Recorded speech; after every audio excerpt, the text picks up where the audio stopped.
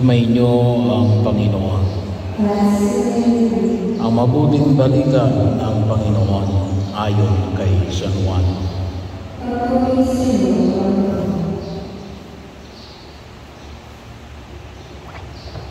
Noong panahon yun, sinabi ni Jesus sa kanyang mga alagad, kung ako'y kilala ninyo, kilala na rin ninyo ang aking Ama.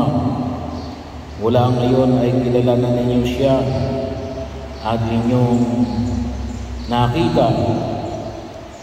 Sinabi sa kanya ni Felipe, Panginoon, ipakita po ninyo sa amin ang Ama at masisiyahan na kami. Sumagot si Jesus, matagal na ninyo akong kasama, Felipe, diya't hindi mo pa ako nakikilala. Ang nakakita sa akin ay nakakita na sa Ama.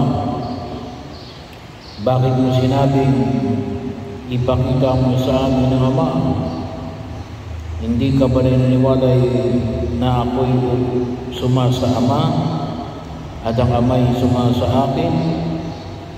Ang mga salitang sinasabi ko ay hindi ko sinasabi sa ganang aking sarili. Ang Amang sumasa akin ang gumaganap ng kanyang mga gawain. Maniwala kayo sa akin. Ako'y sumasa Ama at ang Ama ay sumasa akin. Kung ayaw ninyo maniwala sa sinabi ko, maniwala kayo dahil sa mga gawang ito. Sinasabi ko sa inyo, ang nananalig sa akin ay makagagawa ng mga ginagawa ko at higit pa rito, sapagkat pupunta na ako sa Ama.